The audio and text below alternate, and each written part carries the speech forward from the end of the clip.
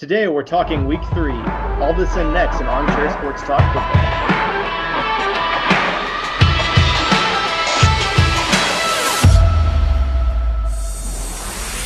Welcome back. My name is Sean Hicks. Let's go ahead and jump right into week 3. So week 3 is a little interesting here. There's no technical ranked team versus ranked team matchup, but I really wouldn't get too down on what this schedule looks like because I actually think it's a lot more interesting than the last 2 weeks are. Maybe you don't have the marquee matchup that is Clemson, Texas A&M, Oregon, Auburn, or, of course, Texas LSU, which was a fantastic game and how much fun that was. But you have a lot of everyone's playing a little bit of better teams in general, and they're facing teams that are going to be a more bigger test. You have a lot of on the road. This will kind of be a chance for a bounce back for that mid-pack and that pack just below the top tier to start showing themselves out to be a little bit better than I thought the showing they had in week 2. So I actually think there's a lot of really good football to be had this week. You're just not going to see really fancy numbers at them, which, to be honest, throw the damn numbers out until like week 6 or 7. Like I said, I don't think Texas LSU was a top 10 matchup. And I think you're going to see some games this week that actually could be more interesting than you saw from last week. So let's jump right in to that. So one thing I want to point out, it's something that, again, where I feel like rankings skew a lot of things, is that if you are a team on the road against a competent opponent, there is no bad win, right? Like Michigan beating Army last year is a bad win, right? That's kind of disgusting. If Maryland goes on the road and beats Temple by 3 points, that will not be a bad win. It's going to be a very good win. Competent teams on the road are tough to beat, no matter what. They're usually organized. They have the ability to a lot of fluky things to turn in their direction, and it's always tougher once you really get traveling on the road.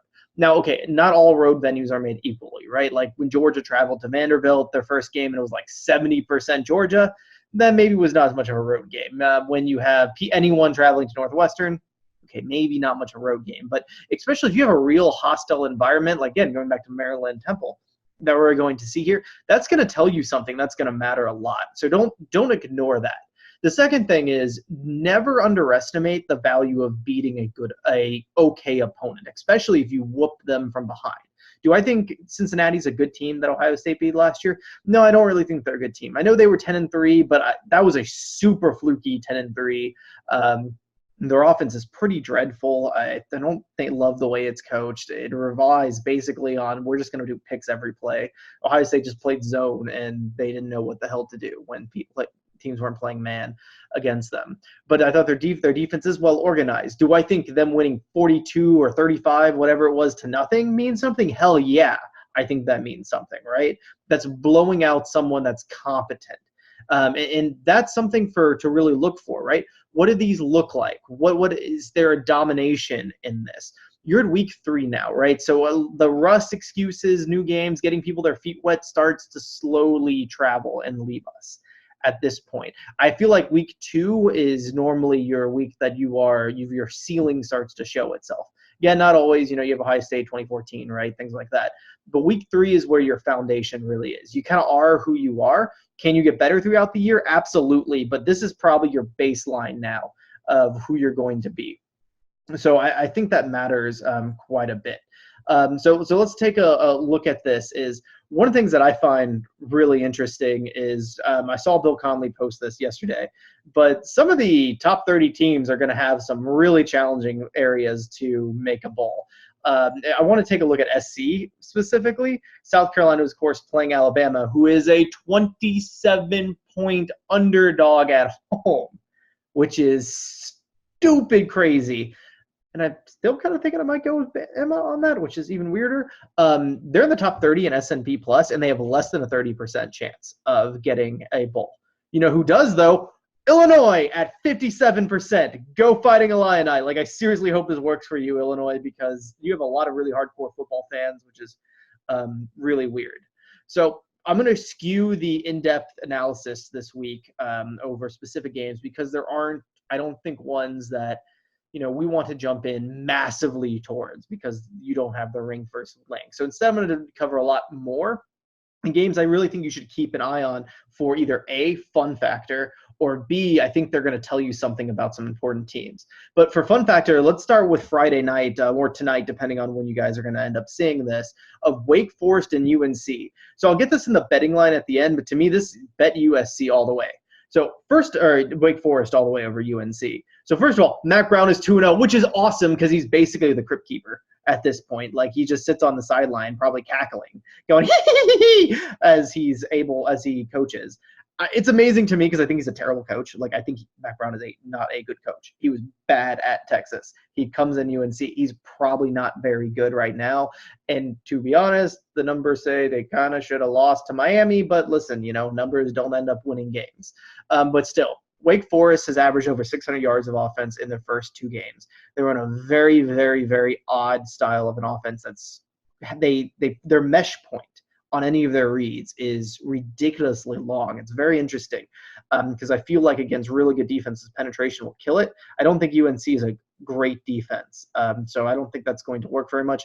Yes, Wake Forest's defense has not been very good, but they're +3. Give me Wake Forest in this game to be able to win, but maybe Mac Brown can pull off shoes, and I'm just wrong about the crypt keeper, and he's able to pull off some things here at the end.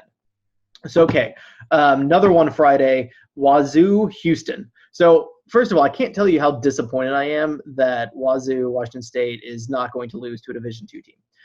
To me, that pretty much disqualifies them from winning the Pac-12 because, as you know, Washington State can only really be competitive when they lose to the Eastern Washingtons of the world. So really disappointed on that stance of it.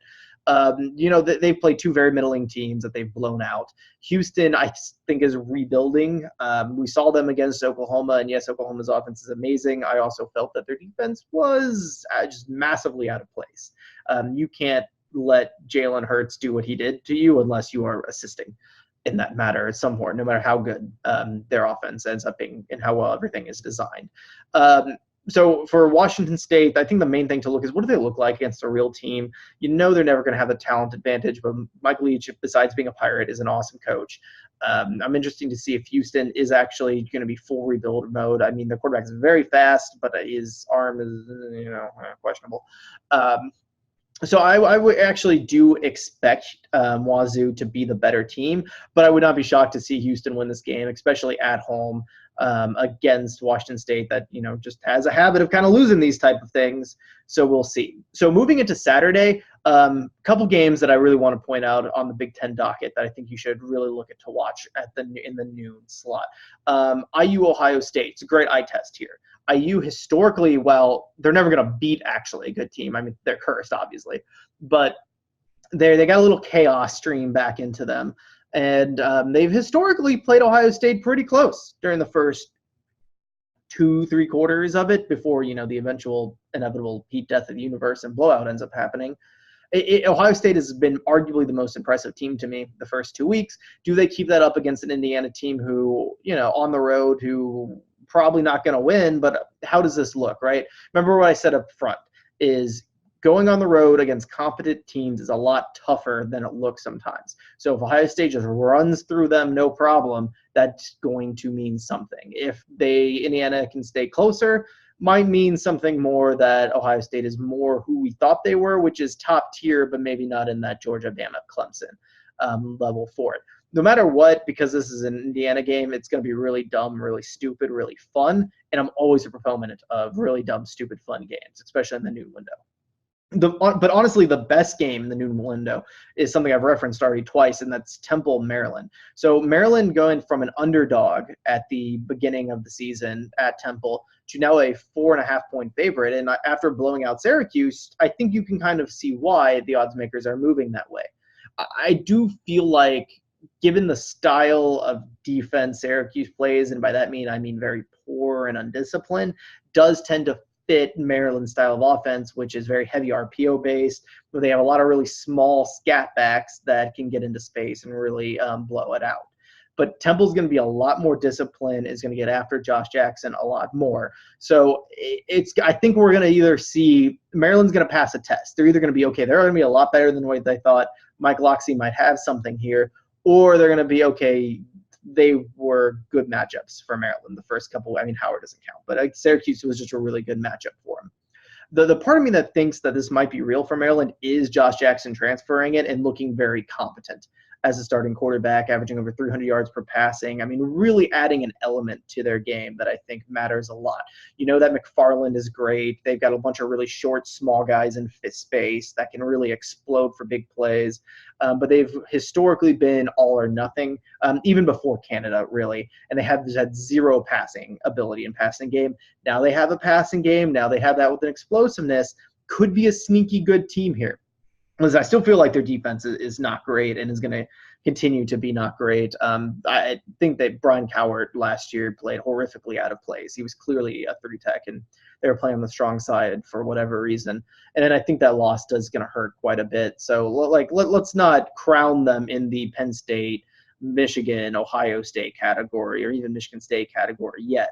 But they could really scare one of those guys if they end up being for real. On the Temple side, I mean, they're so well coached and organized. Everything is tough. You have to earn it through them, which is what I think makes this a tough game. Also, it's at home for Temple, which I think is a huge deal here. It's going to be a pretty raucous atmosphere. If you've never seen Temple home games, they're actually pretty damn exciting. I mean, come on, it's in Philly, right? So really watch this. I think this is going to be really good. The last kind of big one, the Big Ten docket, Michigan State, Arizona State. I guess not the last ones. We have my favorite one coming up, but here's the big thing. I think Michigan State's going to win the game. Can Michigan State move the ball? It's really all to look for. Can they move the ball? If their offensive output is good to okay, they might have something here because that defense is legit as hell. So can they move the ball? Are they the team that average like 3 yards a play against Tulsa, or are they the team that could really ramp up the score against Western Michigan? I'm leaning towards more week one, but Arizona State, while not great, is a competent team that is going to be better than Western Michigan on defense. So let's see what happens there. For Arizona State to win the game, they actually have to score points. Freshman quarterback, that Michigan State defense on the road seems very unlikely to me. Might keep it close, though, if Michigan State defense is who I think they are, right? Now let's do it. Game day, game of the week, game of the year, game of the century, my favorite game, El Clasico! That's Iowa State. What is Iowa State? Why is it called El Clasico? Because it is historically the single worst football game played every year. Why is that exciting? Because it is hilariously the worst football game played every year. And it's even great this year because both teams are actually pretty good. And it's still going to be stupid and terrible, which is like the thing you want more than anything else out of dumb, bad football games. So totally stealing this from Banner Society was Shutdown Full. Was the Every Day Should Be Saturday, and totally from the Shutdown Fullcast. But I got to give you some stats of why this game is so deliciously terrible. So first started playing the 1890s. They had forced 4 shutouts in the first games. In the first 5 games, that one team scored 0 points. I mean, that's just a beautiful way to start. But okay, modern era, everything was totally different from that way. From 2006, 2010, Iowa State wins 17 quarters without scoring a touchdown against Iowa. Oh, by the way, they won some of those games, like in 2007 when they lost to Northern Iowa, who is not a Division I school, and they lost to Kent State, who technically is a Division I school, but I'm convinced that's because Julian Edelman exists. And they beat Iowa 15-13 despite having less than 150 yards of offense because Iowa fumbled away some punts. 2013, Iowa won 27-21, but they had to beat them by recovering an onside kick of a 3-9 Iowa State team and with a gimpy quarterback, which is amazing. 2012, El Clasico may be the most awesome El Clasico, and Iowa State led at 9-3 at halftime. Iowa State scored zero, that is, points in the second half. Iowa needed 1 touchdown to win, and they got 1 field goal in a 9-6 game that was so beautiful that it was called Strangely Compelling in its read caps, which I love. And then again, this is the game where bobbled punts, stupid running into the line usefully. It's so much fun. I cannot recommend enough watching El Clasico. It is my favorite game every year, regardless of who it is. Please watch it. It's so good. I know the question is, why watch bad football? And I turn to you, NC State, Notre Dame from a few years ago when they played in a hurricane. Bad football is beautiful, especially against competent teams. That's what we could get here. Please tune in. So speaking of things that everybody hates, that's going to be probably a terrible and watchable game that nobody's happy with. Kentucky, Florida. They play again. And finally, after, 32 straight times, Kentucky won last year because Florida decided that apparently Kentucky's quarterback is so bad that just leaving a receiver wide open with no one covering him is a good idea. And to be fair, through much of last year, that might not be the worst strategy. Boy, it's going to be a rock fight. I mean, I don't know how Kentucky moves the ball except, Todd Granthaming up a blitz that everybody knows that's coming in a screen pass, or running back breaks a tackle and goes yard.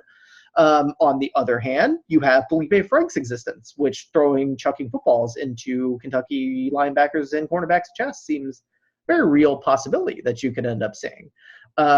So yeah, this is going to be a dumb game, guys, real dumb. But I actually think this means a lot for Florida. If Florida can come out and dominate them like they should, and this doesn't have to be a pretty domination, right? If it's a 10-point win, 14-point win that you have control most of the game, you struggle on offense, but you're consistent, don't turn the ball over, but shut them down on defense, I actually think that probably means a lot. I thought the Miami game was pretty embarrassing for him, but on the other hand, week 1 is always kind of embarrassing, and they were week 0, so maybe let's throw that out, right, for him. Come out, let's see what you got for them and anything else. Just get a mediocre success rate, win 24-10, get on out of here. That said, I kind of think Kentucky will keep this close in a really ugly game that they're getting dominated statistically because of the existence of our good friend Felipe Franks. Felipe, the gift that keeps on giving. Oh, and let's not forget, will UCLA die against Oklahoma? Beautifully, hilariously, gorgeously, they're going to die. And I can't wait to watch it. So let's give me some lines here. So if you guys are into the betting a little bit here that I think that are pretty much a give me at this point. Wake Forest, UNC, Wake Forest getting 2.5 points. I think that's a give me. I mean, they're just asking you to give money at that point. It's not going to be. Wake Forest is the better team. Stats say that. The way they run the ball and play offense is going to really struggle against UNC. Yeah, give me that, no question. North Carolina State over West Virginia. West Virginia's dreadful. I mean, just pitiful. Watching that Missouri game was embarrassing, and I know the stats love Missouri, and apparently they're a really good team and everything, but dreadful. Yeah, give me NC State. Let's take that money and run. And then Oklahoma, 24 points. UCLA, that's going to be a bloodbath. I mean, Chip Kelly is like fired at the airport bloodbath. Shut up, it's at home, regardless. Sean, I know that. But yeah, those are 3 games I'm looking for. If you're into betting, take those. Those are pretty much free money for you the week, and that's what I would look to care about.